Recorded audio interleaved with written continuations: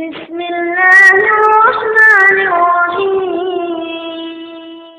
نحمده ونصلي على رسوله خير الأنام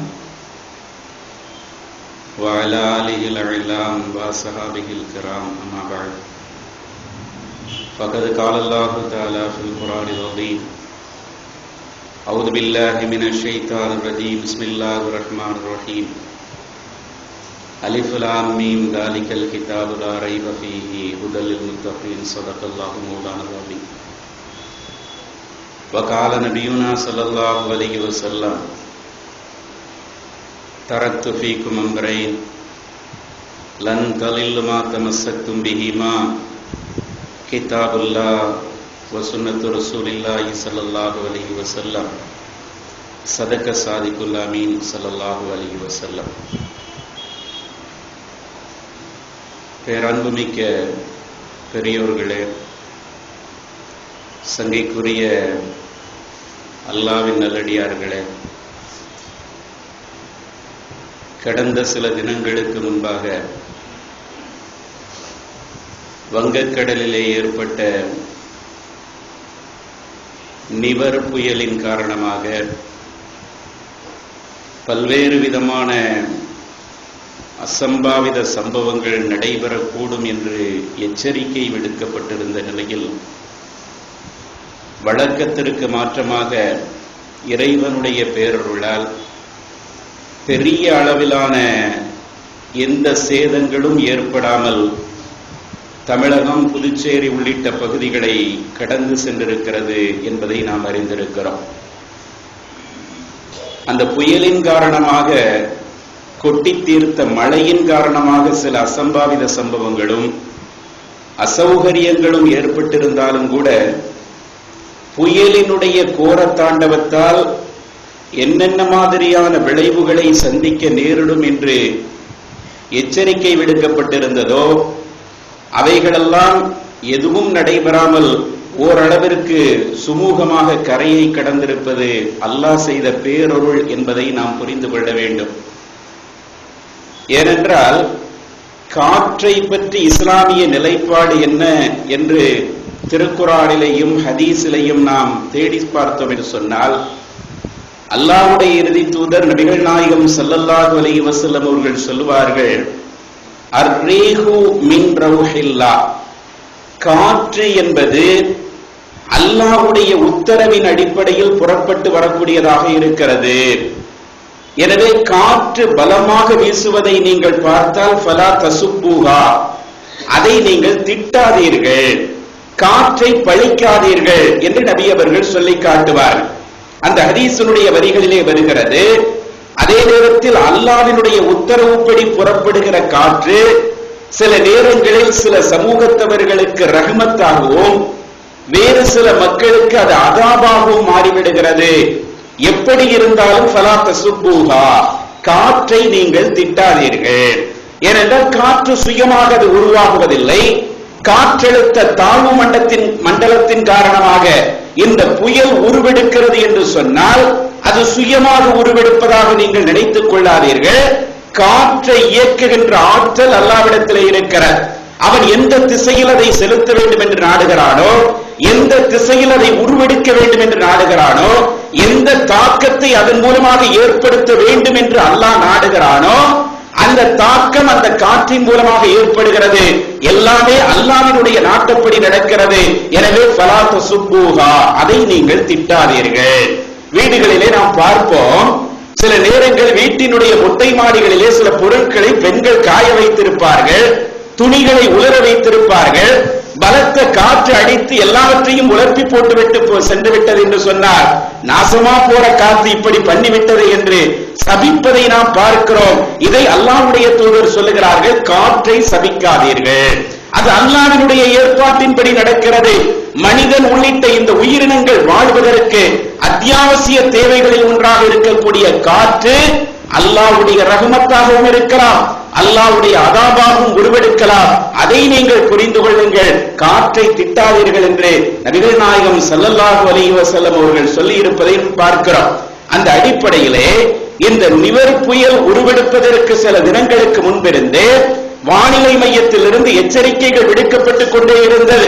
இதனுடைய தாக்கம் இப்படி இருக்கலாம், இதனுடைய சேதங்கள் இவ்வாறு இருக்கலாம் என்று எச்சரிக்கைகள் விடுக்கப்பட்டுக் கொண்டிருந்த நிலையில் எண்ணியதை போன்று எந்த விதமான பெரும் அசம்பாவிதங்களும் நடைபெறாமல் அது கரையை கடந்திருப்பதை நாம் பார்க்கிறோம்.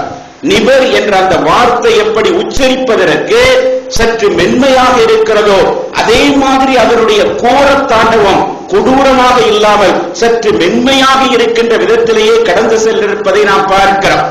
புயல்களுக்கு பெயர் வைக்கிறார்கள் அல்லவா? இந்த வழக்கம் எப்பொழுதிருந்து இந்தியாவில் வந்திருக்கிறது என்று சொன்னால் 2004 இருந்துதான் இந்தியாவிலே புயல்களுக்கு பெயர் வைக்கின்ற அந்த வழக்கம் ஆரம்பிக்கப்பட்டிருக்கிறது. உலகில் முதலாக ஆஸ்திரேலியாவிலேயும் அதற்கு பிறகு அமெரிக்காவிலேயும் உருவெடுத்த அந்த பழக்கம் உலக அளவிற்கு கடலிலே ஏற்படுகிற அந்த புயல்களுக்கு பெயர் வைத்து அழைக்கின்ற அந்த வழக்கம் உலகளாவிய ஒரு வழக்கமாக உருவெடுத்திருக்கிறது. இப்பொழுது எந்த அடிப்படையில் பெயர் சூட்டப்படுகிறது என்றால், சுவிட்சர்லாந்தை தலைமையிடமாக கொண்டு சர்வதேச வானிலை ஆய்வு மையம் செயல்பட்டுக் கொண்டிருக்கிறது. வானிலையிலே ஏற்படக்கூடிய மாற்றங்கள், தட்பவெப்ப நிலையிலே ஏற்படக்கூடிய மாற்றங்கள், இவைகளை அணு அணுவாக கணித்து அவ்வப்போது செய்திகளை வெளியிட்டுக் கொண்டிருக்கக்கூடிய அந்த நிறுவனத்தில் 191 நாடுகள் இடம்பெற்றிருக்கின்றன. உலகத்தில் இருக்கக்கூடிய இந்த 191 நாடுகள் 7 மண்டலங்களாக பிரிக்கப்பட்டிருக்கிறது. அந்த அடிப்படையிலே பார்த்தால் இந்திய பெருங்கடலை மையமாக கொண்டு ஒரு 8 நாடுகள் அவைகளிலே இணைக்கப்பட்டு இப்பொழுது அது 13 நாடுகளாக அதிகரிக்கப்பட்டு இது ஒரு தனி மண்டலமாக பிரிக்கப்பட்டிருக்கிறது. இப்படி 7 மண்டலங்களாக உலக அளவிற்கு பிரிக்கப்பட்டு அந்த 7 மண்டலங்களிலேயும் உருவெடுக்கின்ற புயல்களுக்கு அந்தந்த மண்டலங்களில் இடம்பெற்றிருக்கக்கூடிய நாடுகள் தேர்வு செய்து கொடுக்கின்ற அந்த பெயரை சூட்டுகின்ற நடைமுறை இன்று வரை கடைபிடிக்கப்பட்டுக் கொண்டிருக்கிறது. அந்த அடிப்படையில் இப்பொழுது சூட்டப்பட்டிருக்கிற நிபர் என்ற இந்த பெயர் ஈரான் நாடு தேர்வு செய்து கொடுத்த பெயர் என்று சொல்லப்பட்டிருக்கிறது. இந்த 7-8 மண்டலங்களிலே 13 மண்டலங்கள் 13 நாடுகள் இணைய பெற்றிருக்கிற இந்திய பெருங்கடலை மையமாக கொண்ட இந்த மண்டலத்திலே உள்ள நாடுகள் ஒவ்வொன்றும் 13 பெயர்களை தேர்வு செய்து கொடுத்து 169 பெயர்கள் இப்பொழுது பட்டியலில் இருந்து கொண்டிருக்கிறது. அடுத்தடுத்து வரக்கூடிய புயல்களுக்கெல்லாம் பெயர்கள் தயாராக இருக்கிறது. குழந்தை பிறப்பதற்கு முன்பாகவே எப்படி பெயர்களை நாம் தேர்வு செய்து வைத்துக் கொண்டிருக்கிறோமோ அது மாதிரி இனிமேல் வரக்கூடிய அந்த புயல்களுக்கும் பெயர்கள் தயார் நிலையில் இருந்து கொண்டிருக்கிறது. இலங்கை, இந்தியா, பாகிஸ்தான் உள்ளிட்ட இந்த நாடுகள் எல்லாம் நம்முடைய அந்த மண்டலத்திலே இருக்கிறது. அவைகள் தேர்வு செய்து கொடுத்த அந்த பெயர்கள் தான் அடுத்தடுத்து வரக்கூடிய புயல்களுக்கு சூட்டப்படுகிறது. அந்த அடிப்படையில் இப்பொழுது சூட்டப்பட்டிருக்கிற இந்த நிவர் புயலினுடைய அந்த பெயர் ஈரானுடைய தேர்வாக செய்யப்பட்டது என்பதாக சொல்லுகிறார். ஆக இந்த பெயர் எப்படி உச்சரிப்பதற்கு சற்று இலகுவாக இருக்கிறதோ அது மாதிரி இது கரையை கடந்ததும் பெருத்த சேதம் எதுவும் இல்லாமல் மக்கள் நிம்மதி பெருமூச்சு விடுகின்ற விதத்தில் அமைந்திருக்கிறது. இது அல்லாஹ் செய்த பேரருள் என்பதை முதலில் நாம் நினைவுபடுத்துவதற்கு கடமைப்பட்டிருக்கிறோம். நபிகள் நாயகம் ஸல்லல்லாஹு அலைஹி வஸல்லம் அவர்கள் ஒரு நாள் சஹாபாக்களோடு அமர்ந்திருக்கிறார்கள். அமர்ந்திருக்கிற போது திடீரென பார்த்தால் காற்று வீசுகிறது, மேக கூட்டங்கள் சூழுகிறது. அடுத்த சில நிமிடங்களில் மழை பொழிகிறது. அந்த மழையை பார்த்தவுடன் காற்று வீசி அதற்கு அடுத்ததாக அந்த மழை வந்தவுடன் நபிகள் நாயகம் தன்னுடைய ஆனந்தத்தை வெளிப்படுத்தும் முகமாக தன்னுடைய மேலாடையை சற்று கழட்டியவர்களாக அந்த மழை நீர் தன்னுடைய மேனியில் படுகின்ற விதத்தில் இருக்கிறார்கள். சஹாபாக்கள் ஆச்சரியமாக பார்க்கிறார்கள். நபிகள் நாயகம் மழையிலே நனைவதை இவ்வளவு ஆனந்தமாக எடுக்கிறார்கள் என்று லிமசன் அழைத்த யா ரசூலல்லாஹ் ஹாதா, அல்லாஹ்வுடைய தூதரே ஏன் இவ்வாறு செய்கிறீர்கள் என்று கேட்கும் போது இன்னஹு ஹதீஸு அஹதின் பிரப்பிஹி தஆலா, இது அல்லாஹ்விடமிருந்து கிடைக்கப் பெறுகிற ரஹ்மத்துக்களில் முதல் மழையாக இருக்கிறது. அந்த ஆண்டினுடைய முதல் மழை என்பதை பெருமானார் சொல்கிறார்கள். நீண்ட நெடுங்காலமாக மழை இல்லாமல் பல மாதங்களாக மழை இல்லாத சூழல் நிரவி வந்த நிலையில் அது அந்த ஆண்டினுடைய முதல் மழையாக அமையப்பெற்றிருந்த நிலையில் நபிகள் நாயகம் ஸல்லல்லாஹு அலைஹி வஸல்லம் அவர்கள் நினைக்கிறார்கள். அவர்கள் சொல்லுகிறார்கள், இது அல்லாஹ்விடமிருந்து வருகிற முதல் மழையாக இருப்பதினால், முதல் ரஹ்மத்தாக இருப்பதினால் அதை வரவேற்கும் பொருட்டு நான் இந்த மழையில் நனைகிறேன் என்று நபிகள் நாயகம் ஸல்லல்லாஹு அலைஹி வஸல்லம் அவர்கள் சொன்னார்கள் என்பதை பார்க்கிறோம். அல்லாஹ் தஆலா திருமறை குர்ஆனிலே ஒரு இடத்திலே சொல்லி காட்டுவான், வஹுவல்லதி யுர்சிலு ரியாக புஷ்ரம் பைன யதை ரஹ்மத்திஹி. காற்று இருக்கிறது அல்லவா, அந்த காற்றை அல்லாஹ் தஆலா தன்னுடைய ரஹ்மத்தை அனுப்புவதற்கு முன்பாக சுப செய்தியாக அனுப்பி வைக்கிறார். தன்னுடைய ரஹ்மத் என்றால் மழை என்ற அந்த ரஹ்மத்தை அனுப்புவதற்கு முன்பாக சுப செய்தியாக அதை அனுப்பி வைக்கிறான் என்று அல்லாஹ் தஆலா சொல்லுகிறான் அல்லவா. அந்த சுப செய்தி வந்ததற்கு பிறகு மழையும் வருகிறது. இந்த மழையை பார்த்து ஆனந்தம் அடைந்த அல்லாஹ்வுடைய தூதர் தன்னுடைய மேனியில் படுகின்ற விதத்தில் அந்த மழையில் நனைந்தார்கள் என்பதை நாம் பார்க்கிறோம். அதே நேரத்தில் அந்த மழை நீருக்கு காரணமாக இருக்கின்ற காற்று பல நேரங்களில் மனித இனத்தினுடைய அழிவுக்கும் காரணமாக அமைந்திருக்கிறார். திருக்குர்ஆன் எச்சரிக்கை விடுக்கிறது. மழை நீருக்கு முன்பாக வருகிற காற்றை சுப செய்தி சொல்லக்கூடியது என்று வர்ணித்த அதே திருக்குர்ஆன் தான் எத்தனையோ சமூகத்தவர்கள் அழிக்கப்பட்டதற்கு பலத்த காற்றும் காரணமாக இருந்திருக்கிறது என்ற எச்சரிக்கையும் திருக்குர்ஆனிலே காண முடிகிறது. ஆது கூட்டத்தினரை பற்றி இறைவன் சொல்லுகிற போது, அம்மா ஆதுன் ஃபஉஹ்லிகு பிரீஹின் சர்சரின் ஆத்தியா. ஆது கூட்டத்தினருக்கு ஹூத் அலைஹிஸ்ஸலாம் இறை தூதராக அனுப்பப்பட்டிருந்தார்கள். அவர்களுடைய உத்தரவுக்கிணங்க மறுத்த அந்த நிலையில் அந்த சமுதாயத்தை அழிப்பதற்கு நாடிய அல்லாஹ் பேரிரைச்சலுடன் கூடிய பலத்த காற்றை கொண்டு அவர்கள் அழிக்கப்பட்டார்கள் என்று அல்லாஹ் தஆலா வர்ணிக்கிறார். அவர்களுடைய அழிவை திருக்குர்ஆன் எவ்வளவு தெளிவாக சொல்லுகிறது என்றால், காற்று என்றால் சாதாரண காற்று அல்ல. ஒரு சில நிமிடங்களில் கரையை கடந்து விடுகிறது அல்லவா, அந்த மாதிரியான காற்று அல்ல. ஆது கூட்டத்தினரை அழிப்பதற்கு அல்லாஹ் அனுப்பிய காற்று 7 இரவுகளும் 8 பகலும் தொடர்ந்து அது வீசிக்கொண்டே இருந்தது. ஒரு சில மணித்துளிகள் வீசுகிற காற்றுக்கு இவ்வளவு பெரிய சேதங்களை ஏற்படுத்த முடிகிறது என்று சொன்னால், 7 இரவு 8 பகல் தொடர்ந்து வீசியது என்று சொன்னால் அந்த மக்களுடைய நிலைமை எவ்வளவு மோசமானதாக ஆகியிருக்கும். அவர்கள் பூண்டோடு அழிக்கப்பட்டிருப்பார்கள் என்பதை நாம் உணர்ந்து கொள்ள முடிகிறது. அந்த வசனத்தினுடைய தொடரிலே அல்லாஹ் தஆலா சொல்கிறார், கஅன்னஹும் ஆஜாசு நஹலின் ஹாவியா. அவர்களுடைய நிலைமை எப்படி இருந்தது என்றால், காற்று அடித்து முடிந்ததற்கு பிறகு பார்த்தால் வேரோடு பிடுங்கி எறியப்பட்ட பேரித்த மரங்களை போன்று அவர்களுடைய உடல்கள் சிதறி கிடந்தன.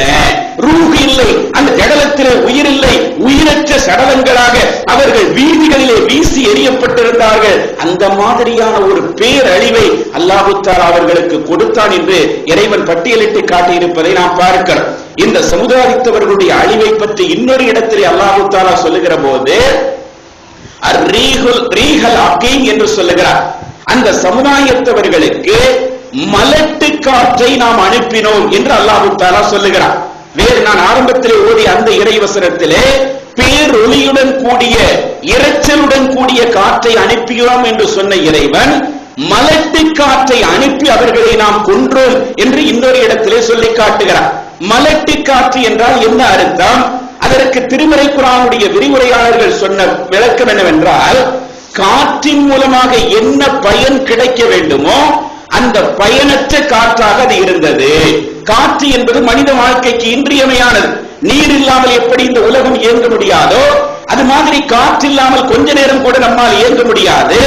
அந்த எல்லா வகையான பிரயோஜனங்களையும் உள்ளடக்கிய காற்றுக்கு மாற்றமாக அவர்களை நோக்கி அனுப்பப்பட்ட காற்று இருக்கிறதே, அவர்களுக்கு அழிவை தரக்கூடியதாக பிரயோஜனமற்ற காற்றாக இருந்தது.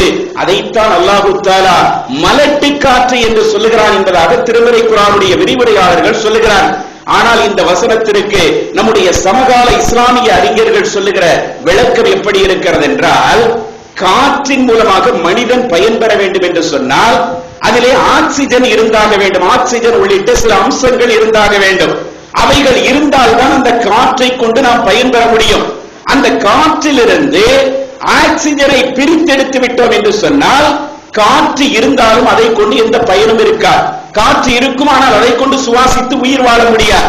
இப்பொழுது வளர்ந்த நாடுகள் பல்வேறு விதமான ரசாயன கண்டுபிடிப்புகளையும் வெடிகுண்டுகளையும் கண்டுபிடித்திருக்கிறார்கள் அல்லவா.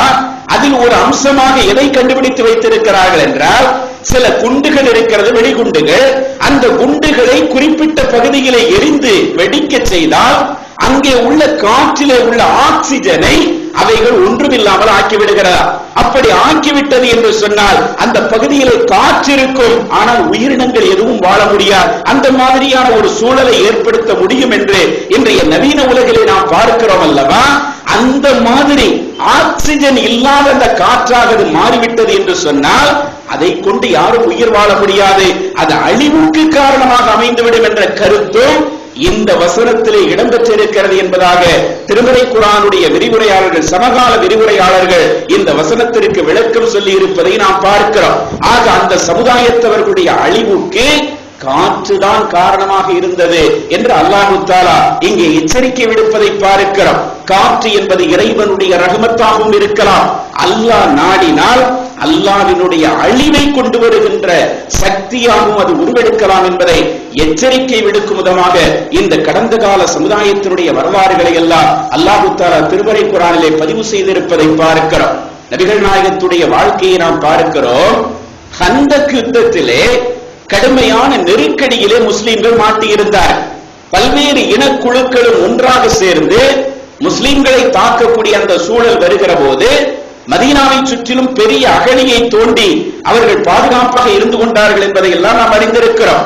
அந்த அகழியை தோண்டி மதீனாவிற்குள் பாதுகாப்பாக இருக்கிற போது திடீரென அல்லாஹ் தஆலா ஒரு பெரும் புயல் காற்றை அந்த பகுதிக்கு அனுப்புகிறார். அதை திருக்குர்ஆனிலேயும் அல்லாஹ் தஆலா சொல்லி காட்டுகிறார். அந்த பெரும் புயல் காற்றை அனுப்பியவுடன் எதிரிகளுடைய கூடாரங்கள் எல்லாம் சின்னாபின்னமாக்கப்படுகிறது. அவர்கள் ஓட்டி வந்த குதிரைகள் உள்ளிட்ட வாகனங்கள் எல்லாம் மிரண்டு கொண்டு நாலா திசைகளிலேயும் அவைகள் ஓடுகிறது. கொஞ்ச நேரத்தில் எதிரிகளால் அந்த இடத்தில் தாக்கு பிடிக்க முடியாமல் அவர்கள் மீண்டும் புறமுதுகிட்டு ஓடிவிட்டார்கள் என்ற வரலாற்றை பார்க்கிறோம். இதை திருக்குர்ஆனிலேயும் அல்லாஹ் தஆலா பதிவு செய்து காட்டுகிறார். மூமின்களே, உங்களுக்கு அல்லாஹ் தஆலா செய்த அந்த நிஅமத்தை நீங்கள் நினைத்து பாருங்கள். பல்வேறு இனக்குழுக்கள் உங்களை தாக்க முன்வந்த போது நாம் ஒரு பலத்த காற்றை அனுப்பினோம். அந்த காற்றின் மூலமாக நீங்கள் பாதுகாக்கப்பட்டீர்கள், அவர்கள் புறமுதுகிட்டு ஓட வைக்கப்பட்டார்கள். இதை நீங்கள் நினைத்து பாருங்கள் என்று திருக்குர்ஆனிலே அல்லாஹ் தஆலா சொல்லுகிறார். இதைத்தான் நபிகள் நாயகம் ஸல்லல்லாஹு அலைஹி வஸல்லம் அவர்கள் சொல்லுவார்கள், நுஸிர்து பிஸ்ஸபா. ஹந்தக் யுத்தத்தின் போது சபா எனும் காற்றை கொண்டு நான் உதவி அளிக்கப்பட்டேன். ஒரே காற்று தான், ஒரே பகுதியில் தான் வீசியது, ஆனால் நமக்கு அது உதவியாக இருந்தது. நம்முடைய எதிரிகளுக்கு அது சாதகமானதாக இல்லாமல் பாதகமானதாக போய்விட்டது. அவர்கள் புறமுதுகிட்டு ஓடுவதற்கு அந்த காற்று தான் காரணமாக இருந்தது. ஆனால் அதே நேரத்தில் ஆது கூட்டத்தவர்கள் தபூர் என்று அழைக்கப்படக்கூடிய காற்றின் மூலமாக அவர்கள் அழிக்கப்பட்டார்கள். எனவே அல்லாஹ்வினுடைய உதவியும் காற்றின் மூலமாக கிடைக்கலாம், அல்லாஹ்வினுடைய அழிவும் காற்றின் மூலமாக வரலாம் என்பதை நபிகள் நாயகம் ஸல்லல்லாஹு அலைஹி வஸல்லம் அவர்கள் இங்கே எச்சரிக்கையோடு விடுத்திருப்பதை நாம் பார்க்கிறோம். அன்னை ஆயிஷா ரலியல்லாஹு அன்ஹா அவர்கள் சொல்லி காட்டுவார்கள், ரசூல் ஸல்லல்லாஹு அலைஹி வஸல்லம் அவர்கள் வீட்டிலே சகஜமாக இருப்பார்கள், சாதாரணமாக இருப்பார்கள். ஆனால் திடீரென மழை மேகங்கள் சூழ்ந்து கொண்டு காற்று சற்று வேகமாக வீச ஆரம்பித்து விட்டது என்று சொன்னால் பெருமானாருடைய முகம் அப்படியே மாறி போய்விடும். அவ்வளவு நேரம் சந்தோஷத்தால் இருப்பார்கள், மகிழ்ச்சியால் ஜொலித்துக் கொண்டிருந்த நபி அவர்களுடைய முகம் இந்த சூழ்நிலை மாறியவுடன் அவர்களுடைய முகத்தினுடைய தன்மையும் மாறிவிடும். திடீரென வீட்டிற்குள் இருப்பார்கள், வெளியே வருவார்கள், மறுபடி வீட்டிற்குள் வருவார்கள், மறுபடி வெளியே வருவார்கள். ஏதோ ஒரு பதட்டமான உணர்வு அவர்களை ஆட்கொண்டதை போன்ற நிலையை அவர்களிடத்திலே காண முடியும். அப்படி காணுகிற சமயத்தில் எல்லாம் அல்லாஹ்வுடைய தூதரே, மழைதானே வரப்போகிறது, அல்லாஹ்வினுடைய அருள்தானே இறங்கப் போகிறது, எதற்காக நீங்கள் இவ்வளவு பதட்டமாக இருக்கிறீர்கள் என்று நான் கேட்கிற போது நபிகள் நாயகம் ஸல்லல்லாஹு அலைஹி வஸல்லம் அவர்கள் சொல்லுவார்கள், இந்த மழை மேகத்தின் மூலமாக மழைதான் கிடைக்கும், அல்லாஹ்வினுடைய அருள்தான் கிடைக்கும் என்பதற்கு என்ன உத்தரவாதம் இருக்கிறது? சமூக கூட்டத்தவர்கள், ஆது கூட்டத்தவர்கள் இப்படித்தான் இந்த மழை மேகங்களை பார்த்து நமக்கு செழிப்பை தரக்கூடிய மேகங்கள் வந்து கொண்டிருக்கிறது என்று மகிழ்ச்சி ஆரவாரத்திலே அவர்கள் இருந்தார்கள். ஆனால் அந்த மழை மேகங்களின் மூலமாகத்தான் அவர்களுக்கு அழிவு வந்தது. அந்த அழிவு நமக்கும் வராது என்பதற்கு என்ன உத்தரவாதம் இருக்கிறது? அதனால் தான் இதை பார்த்து நான் இந்த மழை வருகின்ற பொழுதெல்லாம், காற்று வீசுகின்ற பொழுதெல்லாம் அதை பார்த்தவுடன் ஒரு வகையான பதட்டம் எனக்கு வர ஆரம்பித்து விடுகிறது என்று நபிகள் நாயகம் ஸல்லல்லாஹு அலைஹி வஸல்லம் அவர்கள் விளக்கம் சொன்னார். அதற்கு பிறகு அந்த மழை பெய்து அது நல்ல விளைவை ஏற்படுத்துகிற போது அதை சந்தோஷமாக எதிர்கொண்டிருக்கிறார்கள், அது வேறு விஷயம்.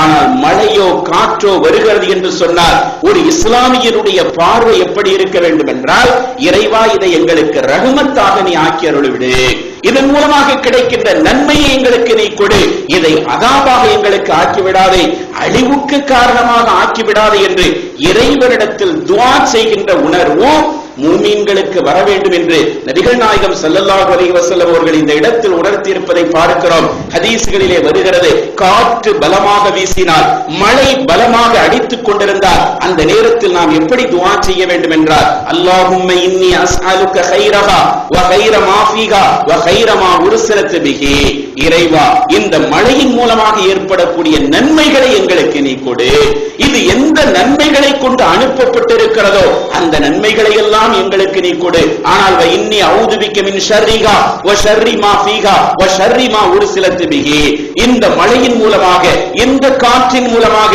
எந்த கெடுதியை நீ நாடி இருக்கிறாயோ, எந்த தீங்கை நீ நாடி இருக்கிறாயோ அந்த தீங்கிலிருந்து எங்களை நீ பாதுகாத்து விடு, இதிலே அமைய பெற்றிருக்கிற அனைத்து ஆபத்துக்களிலிருந்தும் எங்களை நீ பாதுகாத்து விடு என்று மூமீன்கள் பிரார்த்தனை செய்ய வேண்டும் என்று நபிகள் நாயகம் ஸல்லல்லாஹு அலைஹி வஸல்லம் அவர்கள் சொல்லித் தந்திருப்பதை நாம் பார்க்கிறோம். எனவே இது மாதிரியான எந்த சூழ்நிலைகளாக இருந்தால், இயற்கை பேரிடர் என்று அதற்கு பொதுஜன மக்கள் பெயர் வைத்திருந்தாலும் கூட அந்த இயற்கை பேரிடர்கள் இறைவனின் மூலமாகத்தான் ஏற்படுத்தப்படுகிறது. அப்படி ஏற்படுத்தப்படுவதற்கு காரணம் என்ன? இறைவனுடைய அத்தாட்சிகளை, இறைவனுடைய வல்லமைகளை இந்த மனித சமுதாயம் நினைத்து பார்க்க வேண்டும் என்ற எச்சரிக்கை விடுக்கும் விதமாகத்தான் இது மாதிரியான நிகழ்வுகள் நடத்தப்பட்டுக் கொண்டிருக்கிறது. அதை நாம் புரிந்து கொண்டு ஒவ்வொரு கட்டத்திலேயும் இறைவனுக்கு பயந்தவர்களாக, இறைவனுடைய அருளின் மீது ஆதரவு வைத்தவர்களாக, அதே நேரத்தில் இறை